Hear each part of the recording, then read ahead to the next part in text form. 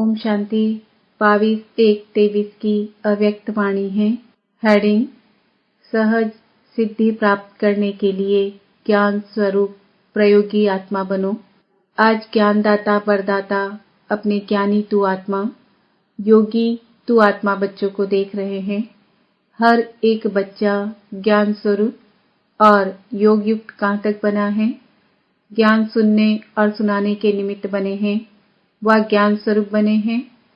समय प्रमाण योग लगाने वाले बने हैं, वह सदा योगी जीवन अर्थात हर कर्म में योग युक्त, युक्ति युक्त, स्वतः वह सदा के योगी बने हैं। किसी भी ब्राह्मण आत्मा से कोई भी पूछेंगे कि ज्ञानी और योगी हैं तो क्या कहेंगे? सभी ज्ञानी और योगी है ना। ज्ञान स्वरूप बनना अर्थात हर संकल्प, बोल और कर्म समर्थ होगा, व्यर्थ समाप्त होगा, क्योंकि जहाँ समर्थ है वहाँ व्यर्थ हो नहीं सकता।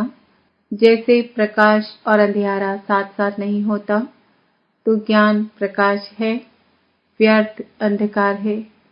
वर्तमान समय व्यर्थ को समाप्त करने का अटेंशन रखना है।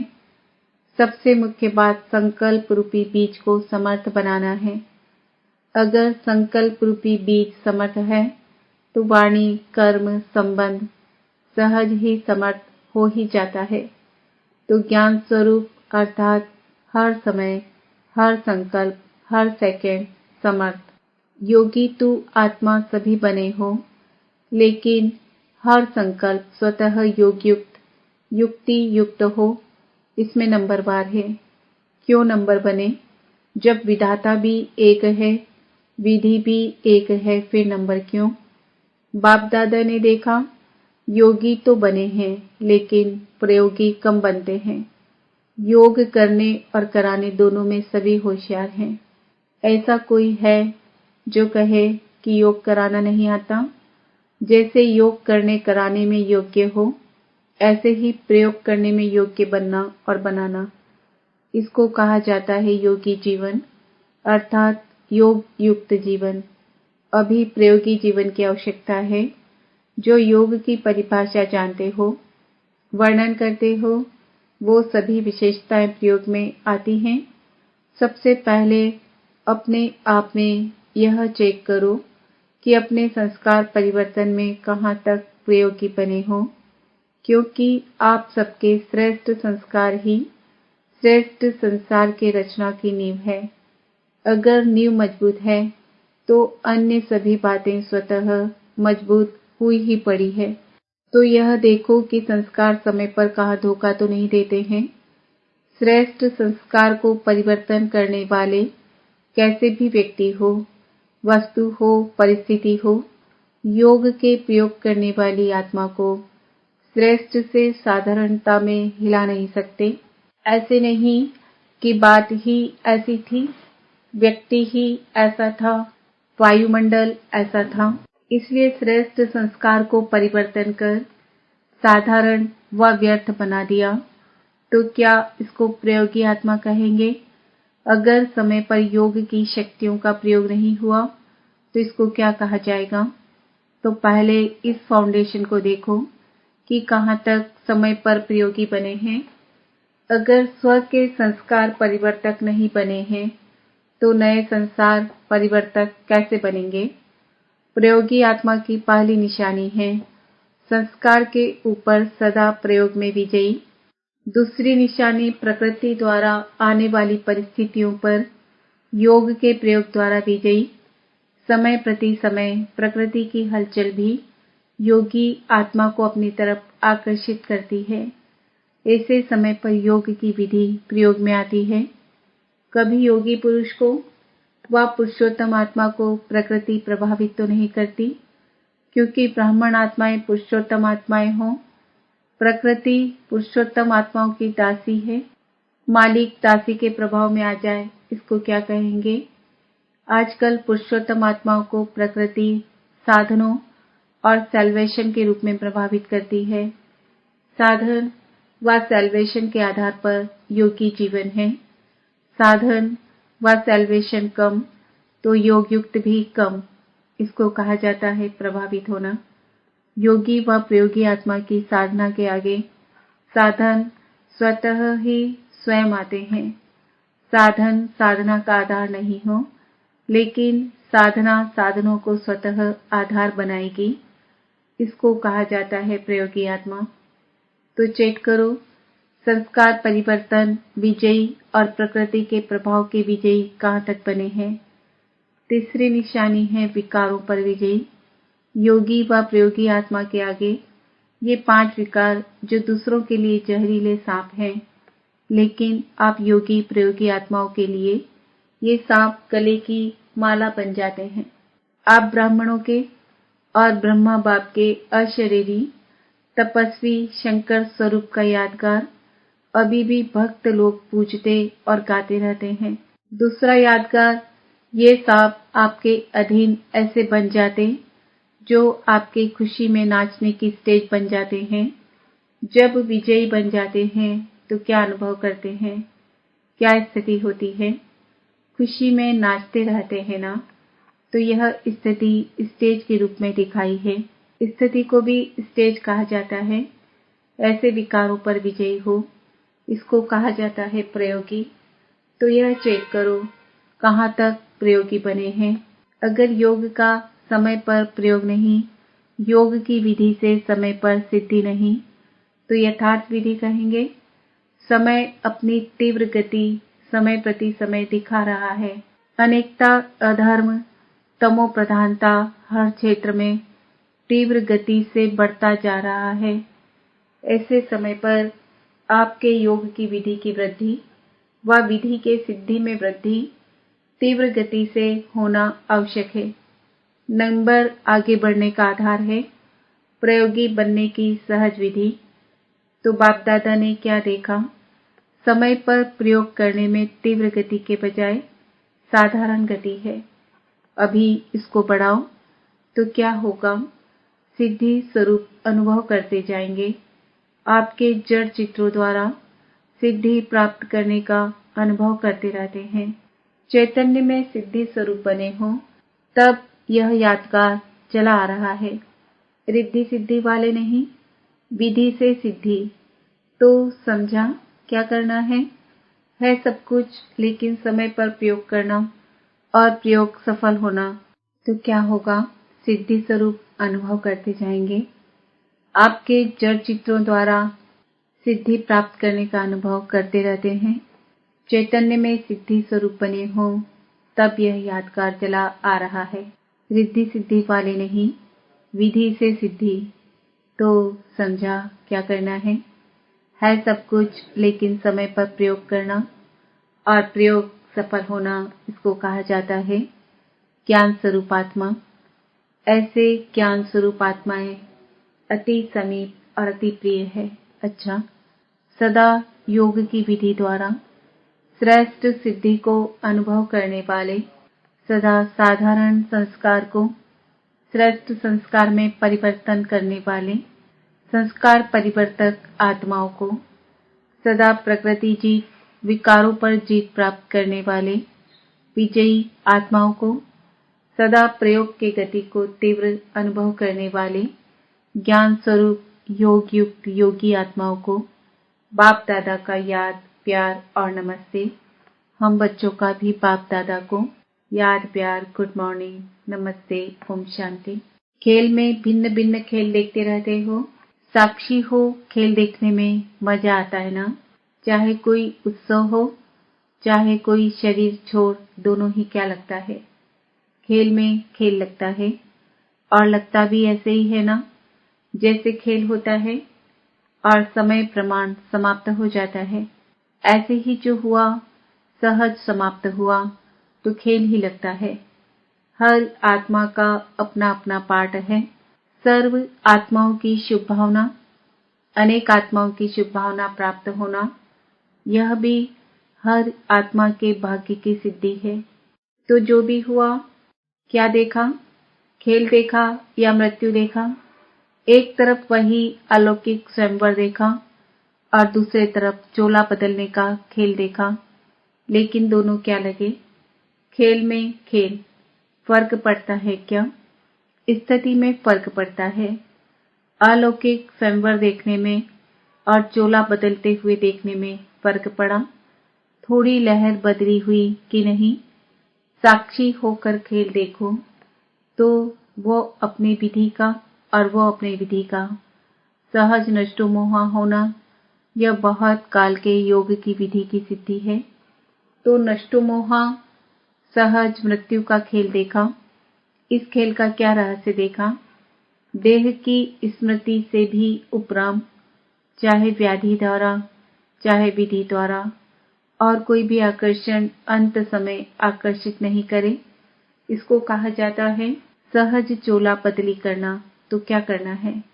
नष्टो मोहा सेंटर भी याद ना आए, ऐसे नहीं कोई जिज्ञासु याद आ जाए, कोई सेंटर की वस्तु याद आ जाए, कुछ किनारे किया हुआ याद आ जाए, सबसे न्यारे और बाप के प्यारे, पहले से ही किनारे छूटे हुए हों। कोई किनारे को सहारा नहीं बनाना है, सिवाय मंजिल के और कोई लगाव नहीं हो। अच्छा, निर्मल शांता दादी से मुलाकात। संगठन अच्छा लगता है, संगठन की विशेष शोभा हो, सबकी नजर कितने प्यार से आप सबकी तरफ जाती है। जब तक जितनी सेवा है उतनी सेवा शरीर द्वारा होनी ही है। कैसे भी करके शरीर चलता ही रहेगा। शरीर को चलाने का ढंग आ गया है ना। अच्छा चल रहा है क्योंकि बाप की और सबकी दुआएं हैं। खुश रहना है और खुशी बांटनी है, और क्या काम है। सब देख देख कितने खुश होते हैं, तो खुशी बांट रहे हैं ना। खा भी रहे हैं, बांट भी रहे हैं। आप सब एक एक दर्शनी मूर्त हो की नजर निमित्त आत्माओं तरफ जाती है, तो दर्शनी मूर्त हो गए होना। अच्छा, अव्यक्त बाप दादा की पर्सनल मुलाकात। ब्राह्मण जीवन का आधार याद और सेवा। ड्रामा अनुसार ब्राह्मण जीवन में सभी को सेवा का चांस मिला हुआ है ना, क्योंकि ब्राह्मण जीवन का आधार ही है याद और सेवा। अगर याद और सेवा कमजोर है तो जैसे शरीर का आधार कमजोर हो जाता है, तो शरीर दवाइयों के धक्के से चलता है ना। तो ब्राह्मण जीवन में अगर याद और सेवा का आधार मजबूत नहीं, कमजोर है, तो वह ब्राह्मण जीवन भी कभी तेज चलेगा, कभी ढीला चलेगा, धक्के से चलेगा। कोई सहयोग मिले, कोई साथ मिले, कोई सरकमस्टांस मिले तो चलेंगे, नहीं तो ढीले हो जाएंगे। इसलिए याद और सेवा का विशेष आधार सदा शक्तिशाली चाहिए। दोनों ही शक्तिशाली हो।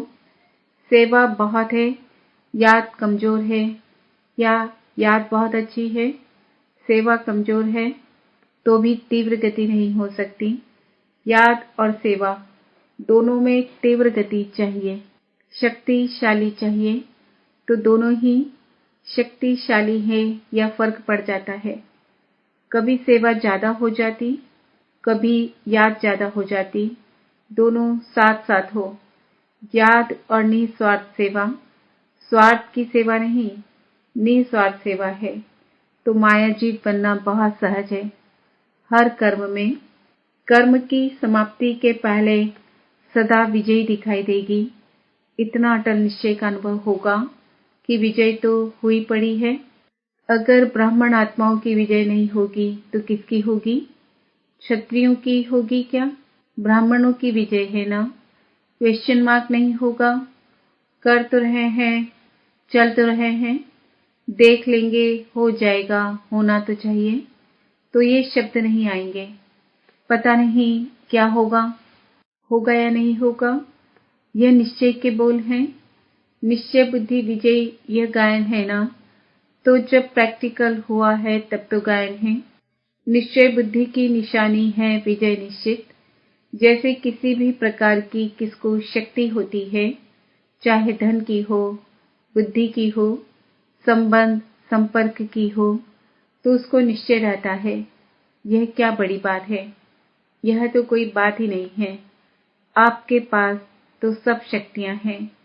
धन की शक्ति है, धन की शक्ति करोड़पतियों के पास है। सबसे बड़ा धन है अविनाशी धन, जो सदा साथ है। तो धन की शक्ति भी है, बुद्धि की शक्ति भी है, पोजीशन की शक्ति भी है। जो भी शक्तियां गाई हुई है, सब शक्तियां आप में है या कभी प्रायः लोप हो जाती है। इन्हें इमर्ज रूप में अनुभव करो। ऐसे नहीं हाँ हूँ तो सर्वशक्तिमान का बच्चा, लेकिन अनुभव नहीं होता। तो सभी भरपूर हो कि थोड़ा थोड़ा खाली हो, समय पर विधि द्वारा सिद्धि प्राप्त हो। ऐसे नहीं समय पर हो नहीं और वैसे नशा हो कि बहुत शक्तियां हैं। कभी अपनी शक्तियों को भूलना नहीं, यूज करते जाओ। अगर स्वप्रति कार्य में लगाना आता है तो दूसरे के कार्य में भी लगा सकते हैं। पांडवों में शक्ति आ गई। या कभी क्रोध आता है, थोड़ा थोड़ा क्रोध आता है। कोई क्रोध करे तो क्रोध आता है, कोई इंसल्ट करे तो क्रोध आता है। यह तो ऐसे ही हुआ जैसे दुश्मन आता है तो हार होती है। माताओं को थोड़ा थोड़ा मोह आता है। पांडवों को अपने हर कल्प के विजयपन की सदा खुशी इमर्ज होनी चाहिए। कभी भी कोई पांडवों को याद करेंगे तो पांडव शब्द से विजय सामने आएगी ना। पांडव अर्थात विजयी। पांडवों की कहानी का रहस्य ही क्या है? विजय है ना। तो हर कल्प के विजयी इमर्ज रूप में नशा रहे, मर्ज नहीं। अच्छा, सर्व द्वारा मान प्राप्त करने के लिए निर्माण बनो। सभी अपने को सदा कोटों में कोई और कोई में भी कोई श्रेष्ठ आत्मा अनुभव करते हो कि कोटों में कोई जो गाया हुआ है वो और कोई है या आप ही हो। तो कितना एक एक आत्मा का महत्व है, अर्थात हर आत्मा महान है। तो जो जितना महान होता है, महानता की निशानी, जितना महान उतना निर्माण, क्योंकि सदा भरपूर आत्मा है। जैसे वृक्ष के लिए कहते हैं ना, जितना भरपूर होगा उतना झुका हुआ होगा और निर्माणता ही सेवा करती है। जैसे वृक्ष का झुकना सेवा करता है, अगर झुका हुआ नहीं होगा तो सेवा नहीं करेगा। तो एक तरफ महानता है और दूसरी तरफ निर्माणता है, और जो निर्माण रहता है वह सर्व द्वारा मान पाता है। स्वयं निर्माण बनेंगे तो दूसरे मान देंगे। जो अभिमान में रहता है उसको कोई मान नहीं देते, उससे दूर भागेंगे। तो महान और निर्माण है या नहीं है, उसकी निशानी है कि निर्माण सबको सुख देगा। जहां भी जाएगा, जो भी करेगा वह सुखदायी होगा। इससे चेक करो कि कितने महान हैं। जो भी संबंध संपर्क में आए सुख की अनुभूति करे, ऐसे हैं या कभी दुख भी मिल जाता है। निर्माणता कम तो सुख भी सदा नहीं दे सकेंगे, तो सदा सुख देते सुख लेते या कभी दुख देते दुख लेते। चलो देते नहीं, लेकिन ले भी लेते हो। थोड़ा फील होता है तो ले लिया ना। अगर कोई भी बात किसी की फील हो जाती है तो इसको कहेंगे दुख लेना। लेकिन कोई दे और आप नहीं लो, यह तो आपके ऊपर है ना। जिसके पास होगा ही दुख, वो क्या देगा? दुख ही देगा ना। लेकिन अपना काम है सुख लेना और सुख देना। ऐसे नहीं कि कोई दुख दे रहा है तो कहेंगे मैं क्या करूं, मैंने नहीं दिया लेकिन उसने दिया। अपने को चेक करना है, क्या लेना है क्या नहीं लेना है। लेने में भी होशियारी चाहिए ना। इसलिए ब्राह्मण आत्माओं का गायन है, सुख के सागर के बच्चे सुख स्वरूप सुखदेवा है। तो सुख स्वरूप सुखदेवा आत्माएं हो, दुख की दुनिया छोड़ दी, किनारा कर लिया, या अभी तक एक पांव दुखधाम में है, एक पांव संगम पर है। ऐसे तो नहीं कि थोड़ा थोड़ा वहां बुद्धि रह गई है, पांव नहीं है लेकिन थोड़ी अंगुली रह गई है। जब दुखधाम को छोड़ चले तो न दुख देना है न दुख लेना है। अच्छा, वरदान। उड़ती कला द्वारा बाप समान ऑलराउंड पाठ बजाने वाले चक्रवर्ती भव। जैसे बाप ऑलराउंड पाठधारी है, सखा भी बन सकते तो बाप भी बन सकते। ऐसे उड़ती कला वाले जिस समय जिस सेवा की आवश्यकता होगी उसमें संपन्न पाठ बजा सकेंगे। इसको ही कहा जाता है ऑलराउंड उड़ता पंछी। वे ऐसे निर्बंधन होंगे जो जहां भी सेवा होगी वहां पहुंच जाएंगे, हर प्रकार की सेवा में सफलता मूर्त बनेंगे। उन्हें ही कहा जाता है चक्रवर्ती ऑलराउंड पाठधारी। स्लोगन: एक दो की विशेषताओं को स्मृति में रख, फैक्टफुल बनो तो संगठन एक मत हो जाएगा। ओम शांति। आज का सम्मान है, मैं आत्मा चक्रवर्ती हूँ।